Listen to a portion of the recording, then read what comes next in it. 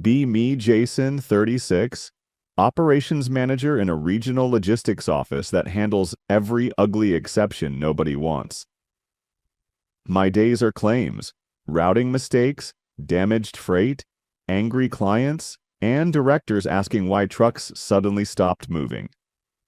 The work is not glamorous, but it is measurable, practical, and honest, in a way most office jobs are not. Either shipments move and numbers match, or they do not, and everyone starts panicking at once. I make decent money, enough for mortgage payments, repairs, groceries, and the occasional dumb purchase that feels deserved. Married to Emily, 34, freelance designer, works from home, sharp eye, quick wit, and zero patience for wasted motion. We had been together almost 10 years, married just over 7, and looked stable from every visible angle outside. Small suburban house, silver Honda in the driveway, grill on the deck, rosemary plant dying beside the kitchen window. From the street, we looked like the kind of couple people assume will stay together forever without effort. When we met, things felt easy in the best possible way, natural enough to trust without thinking. We met at a friend's birthday in a loud bar with weak drinks and worse music. She mocked my office shirt and said I looked like a man who schedules conversations. I mocked her giant scarf and said she looked like an expensive candle store with opinions. She laughed hard enough to snort, glared at me, then laughed harder, and that was basically it. Our first date was cheap tacos and a river walk, where I got lost twice. Conversation came easy from the start, which felt rare enough to matter immediately. We talked about awful jobs, strange relatives, bad habits, old fears, and futures neither of us understood. Within months, more of her things lived at my apartment than mine, and neither of us resisted. We never officially moved in together, we just slowly stopped pretending. 2 places made any sense. Our first place together was a tiny apartment above a laundromat and nail salon downtown. We had a futon, crooked table, mismatched dishes, and a mattress on the floor for months. The hallway smelled like detergent, chemical fumes, stale heat, and somebody else's burned dinner every evening. We burned garlic bread constantly because talking in the kitchen always mattered more than respecting timers. Sex was frequent, messy, impulsive, affectionate, and completely uncomplicated, which now sounds almost fictional. We were broke, tired, underfurnished, and happy in that ordinary way people only appreciate later. Then adulthood expanded around us slowly, adding bills, routines, obligations, and enough paperwork to feel domesticated. I got promoted twice, moved into operations management, and inherited bigger problems with thinner patience. Emily built a stronger client list, designing logos, websites, and tasteful packaging for messy small businesses. We saved, skipped vacations, packed lunches, and eventually bought a house with a tired kitchen. Weekends became paint samples, hardware runs, flat furniture, and arguments about lamps nobody needed. I woke early, made coffee, checked warehouse fires, and left before the street fully woke. Emily woke later, stole my toast, opened her laptop, and started fighting with clients. After work, we cooked together, or I cooked while she chopped slowly and narrated client stupidity. Sex got calmer than those early years, but stayed regular, warm, and easy enough that I never worried. If anyone had asked then, I would have said we were good, without hesitation or explanation. That is exactly why the shift took so long to recognize, because nothing shattered loudly enough. There was no affair, no huge confession, no broken plate, and no cinematic betrayal to point at. Instead, tiny changes stacked quietly until normal felt thinner, colder, and harder to remember clearly. The first real change was her phone, though I ignored it because everyone lives half inside one now. After dinner, instead of talking or zoning out together, she curled sideways and scrolled alone. Her screen filled with therapists, coaches, pastel graphics, soft voices, and endless explanations for hidden pain. If I asked about work, she answered briefly without looking up, then drifted back into the feed. Our conversations shrank into logistics, bills, groceries, appointments, and all the least human parts of life. The second change arrived in the bedroom, slower, quieter, and somehow meaner because it carried no villain. We went from spontaneous sex every few days to occasional sex, then rare sex, then almost nothing. At first, the reasons sounded normal enough that questioning them felt selfish, needy, and embarrassing. Stress, headaches, deadlines, cramps, bad sleep, difficult clients, and that vague tiredness adulthood manufactures daily. I said okay, backed off, and told myself patience was healthier than turning ordinary distance into accusation. I started helping more because helpfulness felt safer than honesty and easier than naming rejection. More dishes, more laundry, more grocery runs, more cleaning, more small chores finished before she asked. I thought reducing her stress might make warmth return naturally, the way advice columns promise. Instead, the kitchen got cleaner, the fridge stayed fuller, and the bedroom kept getting colder. Around then, Emily joined a new yoga studio across town, not the cheap one near groceries. This place had wood floors, salt lamps, giant plants, soft music, and signs about healing. They offered yoga, somatic sessions, nervous system classes, women's circles, and weekend retreats with careful branding. Emily started going twice a week, then added a Thursday circle that quickly became emotionally essential. She said it helped her feel seen, regulated, and deeply understood in ways home no longer did. At first, that sounded harmless enough, and I was honestly glad she had supportive friends. Then the names started appearing in our kitchen like invisible roommates with very loud opinions. Nora from Circle, who finally helped me name things I could never explain before. Jenna from Somatic Class, whose husband transformed after she stopped doing unpaid emotional labor. Lila, an online coach, Emily followed obsessively because every post felt uncomfortably accurate. I never met these women, but their language moved into our marriage almost immediately. Emily began talking about us in terms she had clearly borrowed and now trusted completely. She said she carried the mental load while I coasted through visible tasks and obvious responsibilities.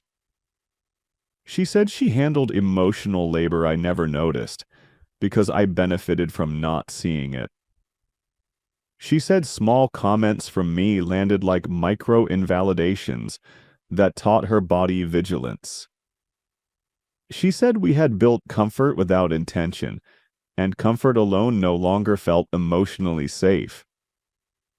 Every discussion started sounding like a panel conversation instead of two tired adults trying honestly. One evening, I came home and heard her on speakerphone in the kitchen, talking quietly. I stopped in the hallway when I realized the man being discussed was obviously me. Emily said she felt like she was parenting another adult and managing everything constantly. The voice on her phone said it sounded like classic weaponized incompetence, delivered with absolute confidence. I stood there holding groceries while a stranger summarized my marriage in one polished phrase. When I walked in, Emily ended the call and said they were just processing. The first truly ugly fight did not happen over money, betrayal, or family, but dishes. I had loaded the dishwasher the way I always did, quickly, efficiently, and without ceremony. Emily opened it, stared, and started unloading everything with that silent anger worse than yelling. She said she was exhausted from redoing basic tasks and managing details I ignored. I said I was trying to help, which immediately became the wrong answer. She said trying without listening still created more work and proved she could not relax. I asked when plate placement became a trust issue instead of a boring household chore. That landed badly, and we slept rigidly apart on opposite edges that night. After that, normal life started feeling like a long exam without instructions or visible grading. Grocery shopping became a memory test about brands, flavors, and preferences I should anticipate. Texts became tone tests where short replies could mean distance, carelessness, or emotional absence. Family dinners became hidden evaluations about whether I defended her quickly enough in casual moments. I never knew I had failed until the later breakdown arrived, detailed and emotionally footnoted. The bedroom kept cooling while every room in the house somehow felt tighter around us. Casual touch disappeared first, her hand on my back, leaning into me, easy little contact. Then deliberate affection vanished too. No long kisses, no lap sitting, no sleepy reaching in bed. One night I rested my hand lightly on her hip while we were lying there. I was not trying to start sex, only trying to feel close to my own wife. She stiffened instantly, moved my hand away, and said she did not feel safe enough. Then she rolled toward the wall, unlocked her phone, and left me staring upward alone. Eventually, I asked for a real conversation because silence started feeling more humiliating than fear. One Sunday afternoon, I muted the television, asked for honesty, and sat across from her. I told her I missed her, not only physically, but as my person and partner. I miss stupid jokes, easy affection, wandering talks, and the simple feeling we were aligned. I said I kept trying harder, but still seemed to fail in visible tests every week. She listened calmly, almost too calmly, and said she appreciated me naming the disconnection. She said she had felt alone for years and had stopped feeling emotionally safe beside me. She said physical intimacy could not return while her body still braced itself around me. Then she offered the solution that turned our marriage into something colder than distance itself. She said we needed a framework, and she said it like revelation, not warning. I expected counseling, scheduled dates, maybe practical changes, something boring and human and recognizable. Instead, 3 days later, I came home to the dining table staged like corporate mediation. 2 chairs, 2 glasses of water, laptop open, notebook ready, everything arranged too deliberately. She asked me to sit, turned the screen, and showed the title slide first. Relationship Reconnection Track, written in soft colors with a staircase icon beside the words. My stomach dropped before she even started talking because nothing good begins like that. There were 4 stages neatly color-coded with goals, tasks, timelines, and progress markers. Stage 1 was emotional awareness. Stage 2, consistent support. Stage 3, trust rebuilding. Stage 4, intimate re-entry. She said we had coasted on chemistry and habit, while deeper problems quietly hardened underneath everything. She said her nervous system needed structure before her body could trust closeness again. She said this was not punishment, but a healing container designed for both of us. Then she outlined the actual rules, and that was where everything turned unmistakably transactional. Daily 15-minute check-ins, guided prompts, no phones, no distractions, no escaping uncomfortable emotional material. Weekly reflection sessions about how we showed up, where we failed, and what required repair. One journal entry each week from both of us, then partial sharing during review. I needed one proactive act of support every day, something she did not ask for. And most important, there would be a clear physical boundary until the framework advanced. No sex, no making out, no escalation, no touch she considered loaded with expectation. I asked what counted as loaded because that suddenly felt legally important. She said extra affection connected to desire could feel manipulative and create emotional pressure. She said helpfulness offered while hoping for intimacy was still a kind of pressure. The process needed to stay clean, focused on emotional repair rather than reward chasing. Then she showed me the tracker, which looked exactly like workplace probation wearing softer colors. Every day would be marked green, yellow, or red, depending on how I performed. Green meant I completed the practices, stayed regulated, and did not make her feel pressured. Yellow meant something felt off and required repair, before resentment settled into structure. Red meant I failed meaningfully, and the progress counter reset back to 0 immediately. 30 green days in a row would unlock a stage 4 review, where we might discuss re-entry. My marriage had turned into a performance plan, and somehow I still agreed to it. Part of me wanted to laugh, another part wanted to throw everything away, but guilt won. I said yes because I still believed trying harder might fix whatever I had missed. Stage 1 began the next night, and the house immediately started feeling less like home. We sat on the couch, phones away, timer running, her notebook open like training material. She asked when I had felt closest that day and what the feeling meant. I said morning coffee when she laughed at a story about a driver missing an obvious dock. She nodded, then said that was good, but still somewhat surface level. She wanted the emotional layer beneath the simple answer, the body meaning, the deeper story. So I tried again and said it felt like we still had space that belonged to us.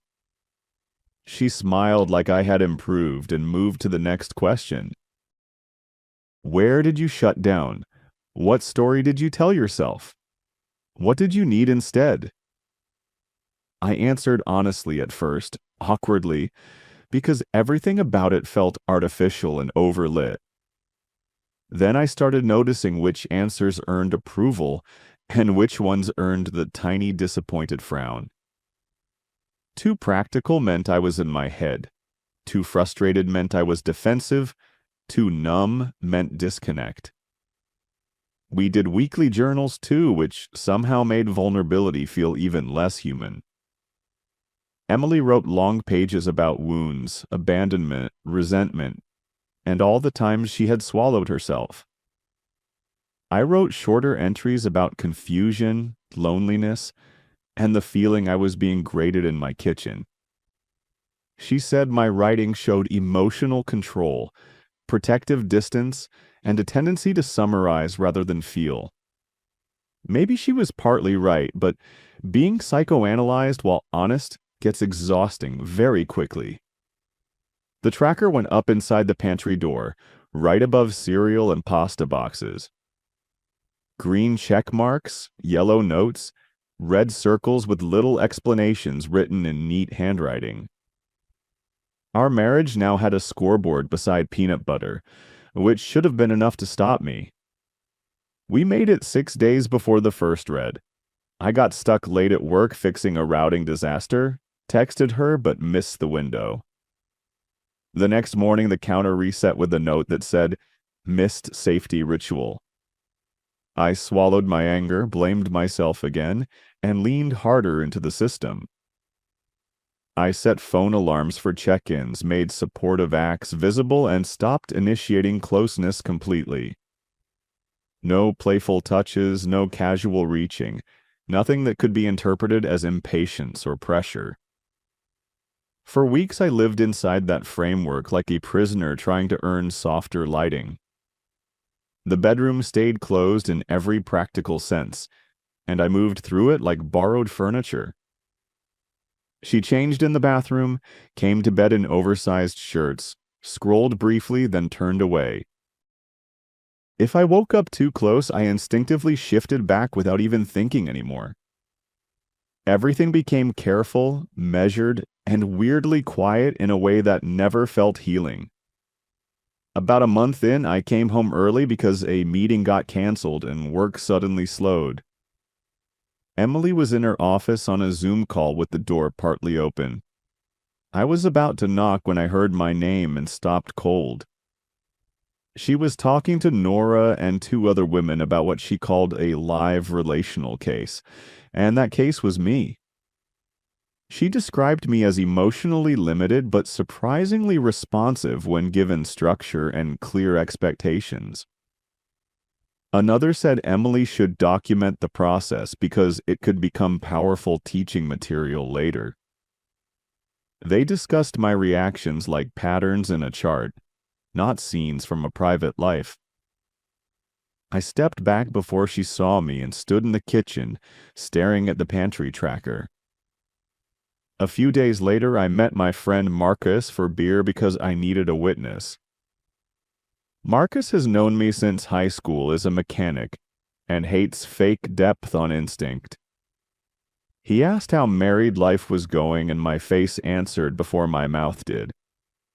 I told him everything: the stages, the rules, the no-sex boundary, the daily prompts, the Zoom call. He stared at it for a while, then asked if Emily had secretly joined Human Resources. I said no, and he shook his head like he was diagnosing engine failure.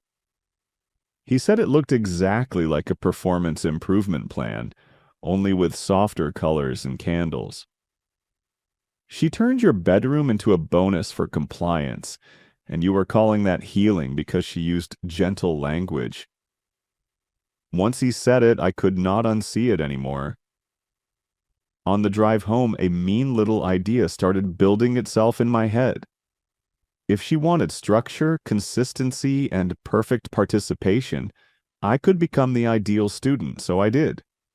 I answered every prompt on time with clean language, thoughtful reflections, and zero resistance. I journaled longer, used her vocabulary back at her, and named my patterns like insurance paperwork. I did the daily supportive tasks so consistently they might as well have been software generated. Dishes done, kitchen reset, laundry folded, groceries handled, small errands completed before she mentioned them. I never argued in check-ins, never raised my voice, and never challenged the framework again. And somewhere in all that perfect compliance, the part of me still hoping quietly shut down. She said she could feel the shift, that her body felt safer, that this was real consistency. She moved us into stage 2 language and started talking about rebuilding trust through grounded repetition. Even if she suddenly offered sex again, it would not feel mutual, only approved, earned, and unlocked after meeting requirements. She started testing little bits of closeness once the tracker looked acceptable enough. Sitting closer on the couch, touching my arm, texting me that she appreciated my effort. Now I responded politely, even warmly, but without any hunger behind it. If she leaned on my shoulder, I let her. If she touched my arm, I smiled and kept doing whatever I was already doing. Eventually, she noticed the absence where my eagerness used to live. One night she asked whether I still found her attractive, and she sounded honestly scared. I said yes because that part was true, but everything else had grown complicated. She asked what that meant, and I said it was hard desiring someone who measured desire. Someone who treated intimacy like a privilege earned through emotional performance and clean compliance.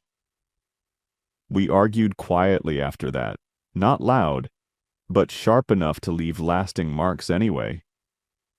I said I understood that, but I had been living under permanent evaluation for months.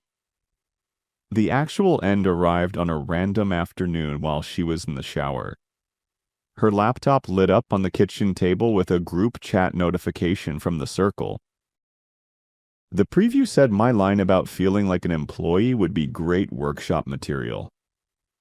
My whole body went cold in one fast wave. I opened the chat and realized I was no longer a husband in her mind, only material for her story. That night during the check-in, she asked when I had felt closest to her that day. I looked at her and told the truth. I felt closest while reading the chat where my pain became workshop content. She asked what I meant, but her voice already knew. I told her I had seen the messages, the quotes, the suggestions, and the plans. I said I understood needing support, but I had never agreed to become educational content. She started crying right away, the messy kind, not calm therapy tears. She said she had only wanted support and community and had gotten carried away. She apologized repeatedly and promised to delete everything, leave the group, and destroy the framework. I believed she was sorry, which somehow made it worse instead of better. She had done it because somewhere along the line I stopped feeling fully human to her. The next week was apology, anger, panic, blame, and endless circles around the same ruined center. I moved through the house quietly, worked, cleaned, answered when spoken to, and felt less present every day. The final conversation happened on a rainy Friday, while a lavender candle burned in the living room. She asked if I still wanted this marriage or if I had already left emotionally. I looked at her, then at the pantry door, where the tracker still hung. All those little marks measuring whether I had earned the right to feel wanted. I told her I had wanted to save us badly enough to let our life become a system. I did the sessions, wrote the journals, followed the bedroom rules, and kept hoping it would lead back. But somewhere between the no intimacy boundary, the green days, and the group chat, I changed. I stopped feeling like her partner and started feeling like a case study, a project, a lesson plan. She cried and said she had only been trying to protect herself after feeling alone for so long.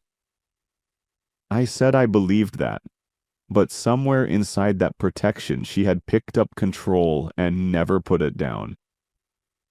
She said leaving now would waste all the work we had done together. I said the fact she still called it work instead of life told me everything. Then I told her I was moving out. I packed a bag that night and slept on Marcus's couch while his ancient fridge rattled until morning. A couple weeks later, I found a small apartment closer to work with ugly carpet and thin walls. It was not much, but it had no tracker on the pantry and no invisible rules in bed. We started the divorce quietly after that. Lawyers, forms, property lists, and all the dull paperwork grief uses. Emily sent long emails for a while, some apologizing, some analyzing, some trying to turn the wreck into insight. I replied a few times, then stopped because every message still sounded like a worksheet. Months later, Marcus sent me a screenshot from Instagram with no caption at all. It was a flyer from Emily's yoga studio advertising structured reconnection tools and healthy bedroom boundaries. I stared at it for a long time and waited to feel rage.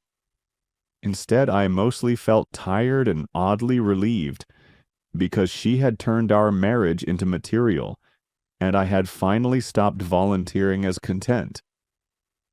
So here I am writing it in green text instead of under one of her headings. She built a system where intimacy lived behind perfect days, clean answers, and a performance review. I learned the only honest rule left was leaving the game entirely.